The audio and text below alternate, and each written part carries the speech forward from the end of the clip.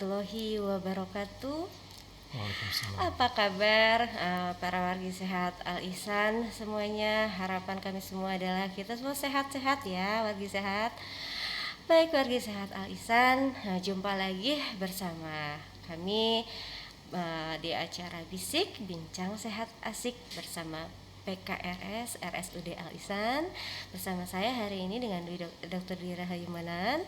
Kemudian pada hari ini di Bisik episode ke-23 kita akan bicarain masalah lupus. Itu berkaitan dengan peringatan Hari Lupus Dunia yang diperingati kemarin, tepatnya tanggal 10 Maret. Untuk acara ini kita sudah ditemani oleh narasumber ahlinya tentang lupus, yaitu Dr. Andri Reza Rahmadi, spesialis penyakit dalam, konsultan reumatologi, Magister Kesehatan. Assalamualaikum dokter. Waalaikumsalam. Ya. Sehat dokter? Alhamdulillah sehat. Ya. Oke, dokter, sebelumnya mohon maaf lahir batin ya dok ya, kita masih suasana lebaran ya sekarang. Yeah. Dok, kini berkaitan dengan peringatan Hari Lupus Dunia ya dok ya, yang diperingati setiap tanggal 10 Maret.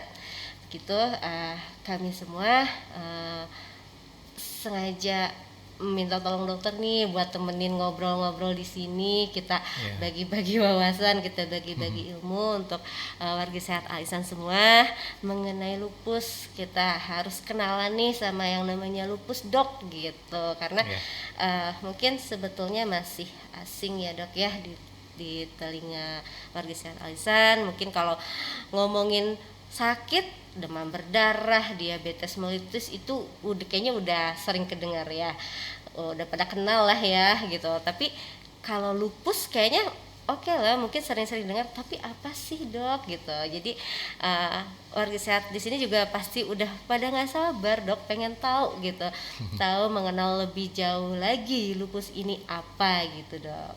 Boleh dokter sampaikan. Baik, para pemirsa Bisik. Jadi memang penyakit lupus atau nama lainnya sistemik lupus erythematosus ya. Ini baru saja diperingati sebagai Hari Lupus Sedunia ya beberapa waktu ini. Dan apa tuh sebetulnya lupus ya? Memang sepertinya baru dengar. Kalau misalnya zaman saya waktu masih remaja ya, lupus itu dia pengarang buku novel itu ya. cerita lupus. Cerita Bahkan lupus, saya juga suka, saya tuh koleksi dong. Koleksi ininya novelnya lupus. Iya. Tapi memang lupus itu ternyata dia suatu nama penyakit ya. Dia adalah suatu nama penyakit autoimun gitu. Nah, penyakit autoimun sendiri dia banyak jenisnya ya, tapi ini merupakan salah satunya aja dari penyakit autoimun yang jumlahnya itu dari waktu ke waktu ternyata makin lama makin bertambah banyak ya. Nah, ini juga tidak tahu kenapa. Nah, sebetulnya apa sih itu penyakit lupus? Jadi penyakit lupus itu dia adalah penyakit yang terjadi karena kegagalan fungsi pertahanan tubuh dari seorang pasien ya. Jadi kalau misalnya yang sel pertahanan tubuh dari manusia yang normal, dia berfungsi untuk mempertahankan diri ya dari benda-benda asing, dari zat-zat yang berbahaya, dari mikroorganisme, bakteri, virus, parasit ya. Nah, itu fungsinya untuk melindungi diri ya, untuk melindungi badan dari orang yang normal gitu. Tapi pada pasien yang autoimun ternyata daya tahan tubuhnya itu dia tidak bisa mengenali badannya sendiri, sehingga badannya sendiri itu dianggap sebagai benda asing gitu. Oleh karena itu maka muncullah reaksi ya, kalau dianggap benda asing muncul reaksi dari badannya, dianggap benda asing sehingga muncul respon imun. Respon imunnya ya seperti respon imun yang terjadi kalau ada bakteri masuk misalnya gitu ya. Jadi bisa demam juga pasiennya gitu. Nah, itu muncul gitu ya, muncul reaksi dari badannya. Sehingga si sistem pertahanan tubuhnya jadi terlalu aktif ya. Jadi ini bukan pertahanan tubuh yang kurang, tapi dia malah terlalu aktif Oke. sel pertahanan tubuhnya. Bahkan karena dia tidak bisa mengenali badannya sendiri, dia menyerang organ-organ tubuh yang penting di dalam badannya. Jadi banyak organ-organ yang diserang ya, mulai dari atas kepala sampai ke ujung kaki itu bisa diserang oleh penyakit lupus ini. Nah, itu kira-kira penyakit lupus itu seperti itu ya. Oke. Ya, baik warga sehat Alisan, mungkin barusan sekilas udah kebayang ya lupus ini apa sih gitu. Tapi mungkin kalau warga sehat pada biasanya nih dok ya, ada yang baru kenal langsung googling kan lupus gitu. Terus keluar juga malah ada kata serigala. Kenapa sih dok dibilang serigala? Ya, jadi lupus memang dari bahasa ini ya, bahasa asing ya. Jadi bahasa dari yang artinya tuh memang serigala gitu. Serigala Artinya gitu, tuh serigala lupus. ya. Oke. Jadi zaman dulu itu katanya waktu ditemukannya penyakit ini itu ditemukan pada orang-orang yang mukanya seperti digigit serigala katanya gitu ya. Jadi di mukanya itu ada bekas kemerah-merahan, kemudian bersisik, kadang-kadang berdarah ya di mukanya itu. Dan dia adanya di muka gitu ya. Jadi katanya itu seperti digigit oleh serigala. Kalau sekarang yang kemerahan di muka itu dia merupakan salah satu ciri penyakit lupus juga ya, yang namanya butterfly appearance atau seperti kupu-kupu ya. Makanya penyakit lupus itu sering dihubungkan dengan kupu-kupu. Jadi di pipinya di sini ya, jadi tergambar seperti ada kupu-kupu ya di pipinya gitu. Jadi gambarannya. simetris ya, kanan kiri Ya, simetris, ada kanan kemerahan kiri. begitu Betul, ya dok betul, ya. iya. Dengan senternya nih hidung di sini. Oke, iya. Ya warga sehat, mungkin kalau warga sehat Alisan begitu googling nih lupus gitu keluar, bisa jadi yang keluar itu justru gambar wanita dengan bercak merah ya dok ya, bercak merah di kedua bercak merah. pipinya begitu, yang sama Betul. tampak simetris.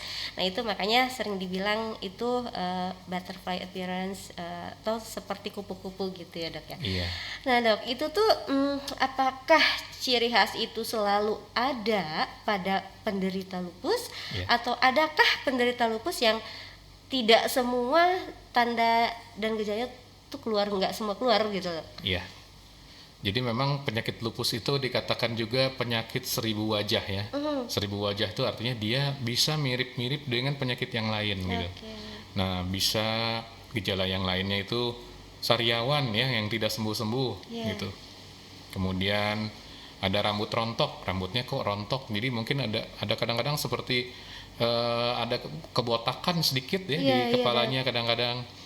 Kemudian kulitnya mungkin ya, kulitnya ada gatal-gatal, ada luka-luka ya, bisa di mana saja kulitnya, bisa di muka, bisa di ujung kepala, bisa di tangan, di kaki ya, bisa di mana aja. Kemudian ada nyeri-nyeri sendi ya, nyeri-nyeri sendi. Kemudian ada juga kadang-kadang kakinya bengkak ya. Kadang-kadang ada juga yang menyerang darah ya, jadi anemia ya, anemianya nggak jelas dari mana. Kadang-kadang ada juga yang menyerang paru-parunya ya, jadi paru-parunya seperti kerendam ya, kerendam cairan gitu, sesak nafas kadang-kadang ya. Nah itu jadi bermacam-macam bentuk jenisnya. Ada juga yang cuma demam-demam aja ya, demam terus nggak hilang-hilang demamnya. Nah ini kadang-kadang kalau kita periksa ternyata itu penyakitnya lupus gitu ya. Jadi gejalanya bisa bermacam-macam. Jadi lupus ini kan apa yang namanya SLE, sistemik ya dok, artinya seluruh tubuh ya dok ya. Nah berarti dia bisa menyerang organ apapun yang dia mau serang gitu ya dok. Betul ya. Nah kalau misal tadi kan gangguannya ada di kulit, di mukosa, kemudian di darah gitu ya, kemudian ada yang ke ginjal ya dok ya. Iya betul. Nah itu kenapa dok bisa ke ginjal tuh, gimana ceritanya dok? Ya, jadi memang setiap organ itu bisa diserang ya, tapi kenapa yang satu orang kenanya kulit, kenapa kok yang satu orang kok ada kena ginjal juga gitu ya, kenapa yang satu orang kadang-kadang ada yang kejang gitu ya. Nah itu memang setiap ini beda-beda ya setiap pasien, jadi tidak selalu full semuanya muncul, tapi bisa sebagian gitu ya, bisa sebagian hanya ginjalnya saja atau hanya kulitnya saja atau yang lainnya ya. Jadi itu terjadi karena sel pertahanan tubuh tadi itu. Jadi sel pertahanan tubuh itu yang tadi dia bereaksi secara abnormal ya, Iya. sehingga dia menjadi autoreaktif gitu ya. Jadi autoreaktif, dia muncul sendiri, padahal seharusnya tidak muncul gitu ya. Kemudian dia akan menyerang organ-organ tadi ya. Jadi menyerang organ-organ tadi, menyerang ginjal ya. Kemudian setelah ginjalnya diserang, dia akan membentuk suatu kompleks imun ya. Di mana kompleks imun itu nanti mengendap di organ-organ yang penting tadi, sehingga nah kalau dia mengendapnya di ginjal, maka ginjalnya akan mulai rusak juga ya. Ginjalnya mulai rusak, kadang-kadang bisa yang ringan hanya misalnya berupa bengkak-bengkak kakinya, bahkan sampai yang berat bisa sampai cuci darah mungkin ya. Jadi ada yang cuci darah juga penyakit lupus yang berat ini. Gitu. Iya. Dan gini dok, apakah misalnya nih dok ya, kalau di pasien-pasien yang dokter tangani nih dok, mereka itu kebanyakan datang ke dokter itu apakah memang sudah banyak keluhan, atau memang ketika ada keluhan sedikit aja udah mulai ngeh atau malah mempertanyakan kenapa nih saya gitu, atau kan memang udah lanjut gitu. Bahkan kan gini ya dok ya, kebanyakan nih itu lupus ini jangan itu di wanita ya dok ya, di usia produktif ya dok. Betul. Jadi beberapa di lingkungan tetangga gitu ya, ada nggak satu dok, bahkan perempuannya remaja ya, usia 18 sampai 25 tahun. Awalnya sih nggak ngerasa apa-apa gitu, ya mungkin nggak ngeh atau hanya gejala ringan kali ya dok. Cuma tiba-tiba dengar wah sakit jantung, sakit ginjal gitu. Terus saya pikir masih muda loh gitu, 22 tahun kok udah sakit jantung, sakit ginjal, oh jangan-jangan lupus nih gitu. Dan ternyata begitu meninggal kan, sebelum meninggal tuh kan sesek bawa ke rumah sakit, dan memang di sana baru dinyatakan oh iya ini lupus katanya gitu.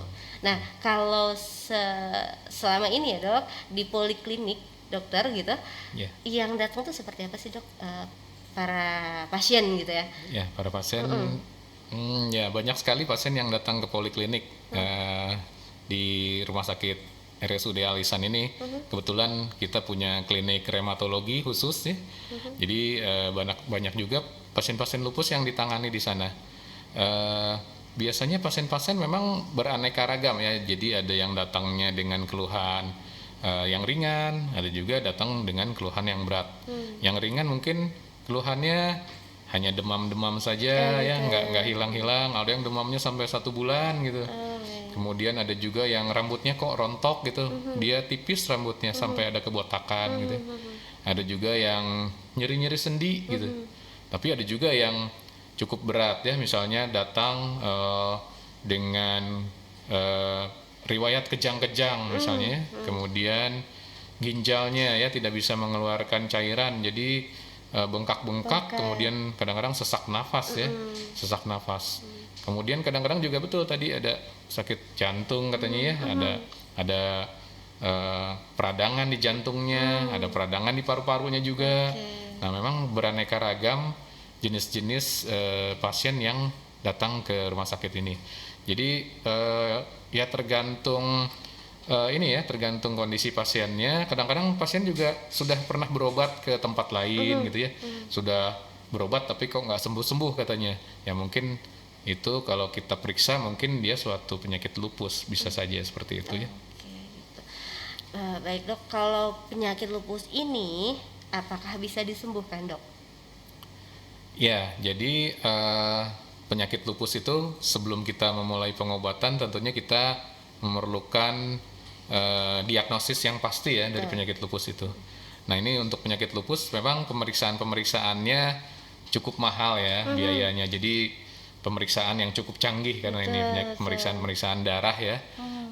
Nah itu sebetulnya pemeriksaan ini kalau di RSUD Alisan bisa cover dengan skema BPJS ya. Jadi BPJS itu sebetulnya menanggung ya pemeriksaan-pemeriksaan tersebut. Tapi memang kadang-kadang pemeriksaan-pemeriksaan yang sangat canggih itu tidak bisa dilakukan di sini. Jadi mungkin perlu dirujuk sampai ke Rumah Sakit Hasan Sadikin untuk pemeriksaan lab darahnya ya. Nah, kalau misalnya sudah kita bisa tentukan bahwa oh ternyata ini diagnosisnya betul-betul suatu lupus ya, maka kita akan merencanakan pengobatan ya. Pengobatan pun kita ada berbagai gradasi ya. Kalau misalnya penyakit lupusnya ringan, tentunya juga obat-obatannya juga bisa memakai obat-obat kortikosteroid yang ringan ya, dosisnya cukup rendah. Dan kalau misalnya memang memerlukan obat-obatan yang lebih tinggi lagi, misalnya dengan obat-obat kortikosteroid kita tidak bisa mengatasi penyakit lupusnya, maka kita memerlukan obat-obat yang dinamakan obat-obat sitostatik ya. Jadi obat-obat untuk autoimun khusus tuh. Nah, untuk di skema BPJS sekali lagi juga obat-obat tersebut sudah disediakan oleh pemerintah dengan gratis di cover ya untuk penyakit lupus ini. Tapi memang kadang-kadang kalau obatnya terlalu mahal atau terlalu canggih memang tidak tersedia di sini. Jadi itu juga kita berikan rujukan ke Rumah Sakit Hasan Sadikin untuk pengobatannya nanti ada di sana ya. Nah, pengobatan-pengobatan kalau misalnya dengan obat-obatan autoimun tadi misalnya masih belum teratasi, bisa juga diberikan obat-obat yang dilakukan secara infus ya. Jadi pasiennya harus dirawat. Pasiennya dirawat, kemudian diberikan infus. Infusnya seperti obat-obat kemoterapi ya. Jadi seperti pengobatan kanker. Nah, ini untuk penyakit lupus juga kita berikan pengobatan tersebut. Nah, kadang-kadang memang di sini juga pada pasien-pasien yang dirawat ya, ada beberapa di RSUD Al-Ihsan ini juga sudah melakukan pengobatan lupus yang cukup berat ya dengan pengobatan obat-obat kanker juga, karena memang obat-obat kanker tersedia kebetulan di RSUD Al-Ihsan ini dan sudah banyak juga yang dilakukan pengobatan kanker ini di CA Center ya, gedung CA Center yang dipunyai oleh RSUD Al-Ihsan ini. Nah, nanti biasanya kita bekerja sama dengan dokter yang lain sebagai DPCP-nya. Ya. Baik dokter. Iya, warga sehat Al-Ihsan. Jadi kalau lupus itu memang nggak dengan satu atau dua gejala yang jelas yang pasti ya dok ya, tapi banyak juga rupanya, makanya disebut penyakit seribu wajah ya dok ya. Jadi bisa demam loh, kok udah sebulan nggak sembuh-sembuh gitu, tapi biasanya kalau demam nggak sembuh-sembuh sebulan, ceknya dulu yang lain dulu biasanya nih gitu kan, tapi akhir-akhirnya coba deh ke autoimun gitu. Mungkin sekarang juga sih sudah banyak karena ada, kalau kita kan sekarang udah zamannya media ya, segala sesuatunya. Jadi ketika ada seorang artis yang terkena autoimun, baru semua itu pada heboh pengen tahu gitu. Cuma jadi ya nggak apa-apa lagi sehat. Kalau misalkan memang mau tahu dengan browsing silahkan saja, tapi tetap harus dapat sumber yang betul ya dok ya gitu ya. Salah satunya simak bisik kita hari ini juga ya dok ya, karena mudah-mudahan nih dari obrolan kita juga bisa membukakan lagi wawasan para warga sehat nih tentang lupus. Baik dok, kalau misalkan lupus ya dok, pasiennya dokter nih, adakah penderita lupus atau odapus yang bertahan dengan kondisi lupusnya? Ya, jadi memang kalau kita sudah melakukan pengobatan, biasanya kita melakukan evaluasi dari pengobatan itu ya, apakah penyakit lupusnya tenang atau tidak ya, karena memang penyakit lupus ini sampai saat ini belum ditemukan obat-obat yang menyembuhkan 100% ya. Jadi hanya obat-obat yang bisa mengontrol penyakitnya supaya penyakitnya itu tenang. Jadi pasien-pasien yang kami kelola biasanya berobat rutin setiap bulan. Mereka kontrol, mendapatkan obat 1 bulan, bulan depannya kontrol lagi, bulan depannya kontrol lagi, untuk supaya menjaga kondisi penyakitnya itu dalam keadaan tenang gitu ya.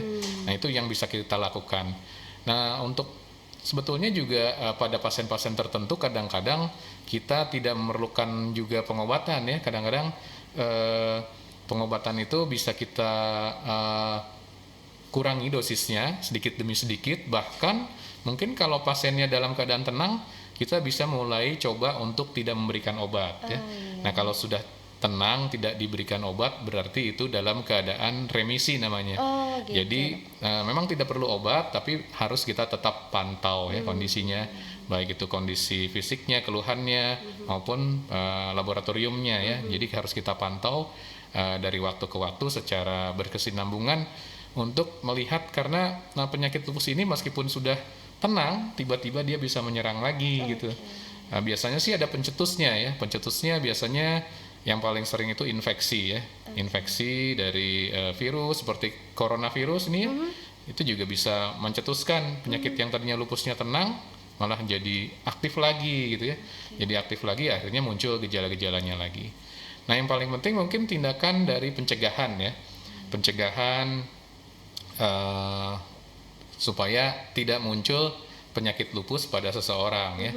Jadi pencegahannya untuk semua kita ini ya harus menjaga jangan sampai kita terlalu banyak makan makanan yang ada pengawet atau pewarna ya, warna buatan. Atau jangan terlalu banyak makan instan ya. Harus banyak makan makanan yang organik, yang fresh food gitu ya. Sayuran, buah-buahan ya. Nah, takutnya ada ini juga, ada pengaruh juga dari makanan-makanan yang ada pengawet tadi ya. Zat-zat kimia yang berbahayanya itu mungkin bisa merubah sistem kekebalan tubuh tadi ya. Gitu. Jadi itu yang harus dicegah. Kemudian juga penyakit lupus juga berhubungan dengan sinar matahari ya. Nah, jadi sinar matahari. Jadi untuk pasien-pasien yang kalau kena sinar matahari kulitnya menjadi merah, kemudian menjadi gatal, nah itu harus menghindari keluar kena sinar matahari antara jam 10 sampai jam 4 sore ya. Jadi kalau mau keluar baiknya pagi-pagi sekali atau sore ke malam. Jadi menghindari sinar matahari, karena sinar matahari ternyata bisa mencetuskan penyakit lupus ya. Jadi ada pasien saya itu yang tadinya bagus, minum obatnya dosisnya rendah, tiba-tiba dia main keluar bersama teman-temannya, terjemur matahari, akhirnya besoknya mulai muncul lagi demam, mulai muncul lagi lemas-lemas ya, pegal-pegal sendi. Jadi itu tercetus karena terkena sinar matahari. Nah, jadi terutama untuk ini ya, untuk perempuan ya, karena lupus sering menyerang perempuan ya. Jadi perbandingannya itu perempuan sama laki-laki itu 9:1. Jadi karena pengaruh hormon ya, hormon estrogen, dan usianya tadi menyerangnya di usia-usia remaja ya, 17, 21, 25 ya. Karena memang pada umur-umur tersebut hormon estrogennya itu sedang mulai naik ya. Pada wanita ya. Itu terlihat dari mulainya menstruasi pada wanita ya, karena kenaikan hormon tersebut. Nah, pada waktu-waktu itu dia seseorang itu berisiko untuk terjadi lupus kalau dia mempunyai faktor gen tadi, gen bawaannya gitu ya. Jadi lupus juga ada gen bawaannya, tapi tidak semua itu atau tidak yang punya gen itu dia tidak semuanya menjadi lupus ya. Jadi kadang-kadang ada orang tua yang punya lupus, anaknya tidak lupus gitu ya. Jadi gennya memang dibawa ke anaknya tapi dia tidak muncul. Nah, genetik ini juga kadang-kadang berpengaruh terhadap munculnya penyakit lupus ini. Oke, kalau udah ada cetakannya secara genetik itu lebih berisiko ya dok ya, lebih mudah terkena lupus kali ya dok ya, dibandingkan dengan yang memang tidak punya genetik lupus ya dok. Gitu. Oke, Warga Sehat Alisan, gimana nih obrolan kita udah sejauh ini? Pasti udah mulai makin jelas aja ya, apa itu lupus, kemudian bisa diobati atau tidak, bisa sembuh atau tidak, tadi semuanya sudah terjawab ya dok ya. Jadi kalau misalnya warga sehat ada yang dari keluarga atau mungkin warga sehat sendiri merasa kok gejalanya kayak yang tadi disebutkan gitu, terus pengen periksa, boleh silahkan saja datang ke RSUD Alisan ya dok ya. Karena kami di sini sudah ada Poliklinik Rheumatologi ya dok ya, bersama Dr. Andri Reza. Kalau sekarang sih masih setiap Rabu aja ya dok ya sini. Ya, Poliklinik Rheumatologi buka setiap hari Rabu sore ya, Rabu sore. Kalau misalnya ada yang membutuhkan bisa datang langsung ke lantai 2, gedung A ya. Gedung A. Iya. Oke, iya, cuma memang betul nggak bisa dipungkiri bahwa biaya untuk pemeriksaan laboratorium memang cukup mahal. Iya, betul. Gitu ya, entah memang mungkin reagennya yang memang mahal kali ya dok. Ya, kita semua import ya dari luar negeri, jadi memang cukup mahal pemeriksaannya.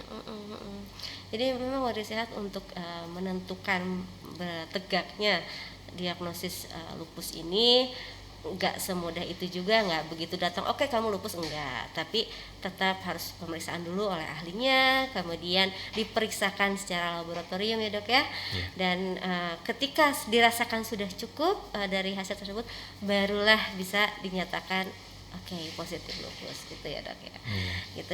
Jadi warga sehat juga tidak perlu khawatir, tidak perlu panik kalau memang ternyata dinyatakan positif lupus. Nggak usah berkecil hati, nggak usah sedih, itu bisa diobati ya dok ya, bisa hidup normal ya dok ya. Kualitas hidup juga masih bisa sama ya dok ya, seperti orang-orang yang tidak mengidap lupus, masih bisa berinteraksi, bekerja dan lain-lain. Dan juga lupus kan bukan penyakit menular ya dok ya. Ya, tidak menular. Tidak menular, jadi tidak usah khawatir begitu. Baik dokter, penjelasannya udah cukup buat warga sehatnya, udah oke, sekarang udah tahu semua nih gitu. Mungkin obrolan kita cukup ya dok sampai sini. Cuma saya mau minta satu pesan dari dokter untuk warga sehat Al-Ihsan, silakan dokter. Ya, untuk warga sehat Al-Ihsan, supaya kita tidak terkena penyakit autoimun khususnya lupus, warga sehat Al-Ihsan harus tetap menjaga jangan sampai makan makanan yang ada pengawet atau pewarna ya, kurangin makan makanan instan, kemudian minuman-minuman kemasan yang takutnya bahan kimianya itu mencetuskan penyakit lupus. Tapi jangan khawatir kalau misalnya sudah memang terkena lupus, obatnya sudah ada dan bisa membuat pasien-pasien lupus terkontrol dan bisa bekerja, sekolah, dan kegiatan apa saja yang bisa dilakukan secara normal. Begitu mungkin. Baik, terima kasih dokter. Ya, sama-sama.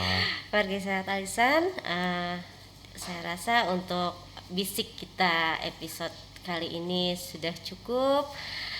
Jangan lupa warga sehat, nanti kita bisa ketemu lagi di acara bisik episode selanjutnya, tentunya dengan tema-tema yang menarik lainnya juga. Baik warga sehat Al-Ihsan, jangan lupa juga ya untuk like, share, dan subscribe channel RSUD Al-Ihsan. Baik, saya Dwi Rahimanan dan Dr. Andri Reza mohon pamit. Wassalamualaikum warahmatullahi wabarakatuh. Waalaikumsalam.